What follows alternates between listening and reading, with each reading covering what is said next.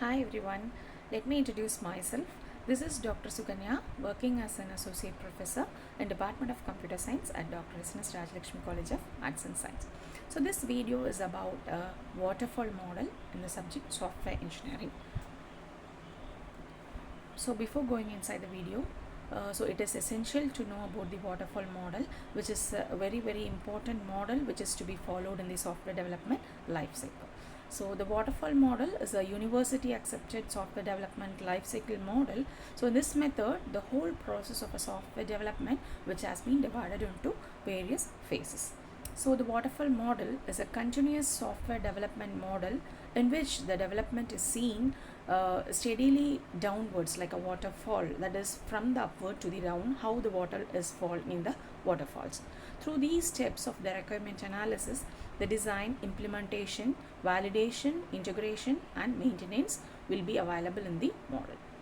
So the linear ordering of activities has some significant consequences. So first, to identify the end of the phase and the beginning of the next. So there is a connection between one phase to another. That is, in the first phase, the end of the first phase will be the beginning of the second phase, and the end of the second phase will be the beginning of the third phase. So some certification techniques have to be employed at the end of each step.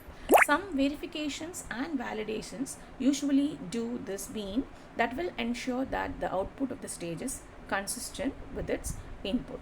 So, and that the output of the stage is consistent with the overall requirements of the system. Let us now see about the phases of waterfall model. So the phases has been broadly classified into 6 phases like requirements, design, development, testing, deployment and maintenance. Let us see the phases one by one. So first phase of the waterfall model is the requirements. So the first phase involves the gathering of the requirements from different stakeholders, and after gathering we have to analyze them. We have to understand the scope and objectives of the project that has to be developed. So after the requirements has been gathered, we are moving for the second phase, that is called as the design phase. So design phase, once the requirements are understood, so the design phase begins then. So this involves creating a detailed design document that outlines the software architecture, user interface and the system components.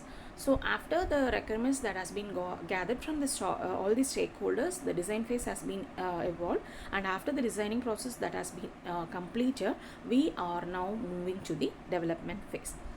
So the development phase, which includes the implementation, that involves coding the software based on the design specifications. So this phase also includes unit testing to ensure that each component of a software is working as expected. So now we are actually going for the important phase that is called as the testing phase.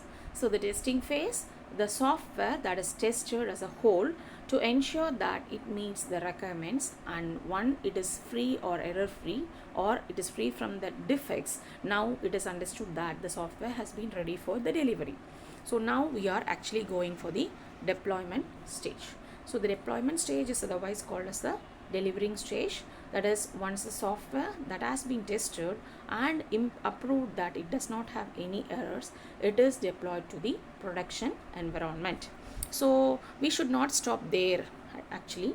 So after the process has been developed without any errors that has been overcrossed the testing, we have to go for the maintenance stage. So after the product that has been given for the customers, we should maintain the regularly we have to review the product which has been delivered to the customer.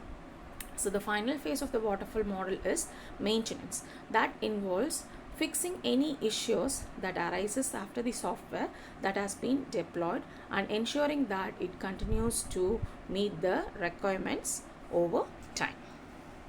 So this is the pictorial representation of the waterfall model, that is starting from the requirement analysis till the maintenance, that is design, developing the software, testing, deployment and maintenance. So let us now see about some of the importance of the waterfall model, that is, it is known for its clarity and simplicity. So the linear form of the waterfall model offers a simple and unambiguous foundation for the product development. So it clearly defined phases which have a unique inputs and the outputs that guarantees the plan of the deployment and the checkpoints too. So the documentation, the clear documentation focuses on a thorough which helps the software comprehensions for the future growth. So it also has the stability in requirements, that is, it is suitable for the projects when the requirements are clear and steady. It reduces the modifications as the project progresses. Next is the resource optimization, so that it encourages the effective task focused work without continuously changing context by allocating the resources according to the project phases.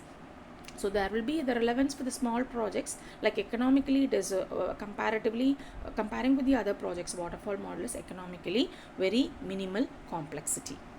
So these are the few advantages of the waterfall model, that is, it is easy to understand, that is, beginners can able to easily understand, individual processing properly defined, it gives a clear milestones, and properly documented documents reinforces the good habits, and these are all the very main and essential advantages of the waterfall model. So this is what I will assess my students after teaching the waterfall model, and this is all the reference material which has I been referred to prepare the waterfall model video. Thank you. Thanks for the watching.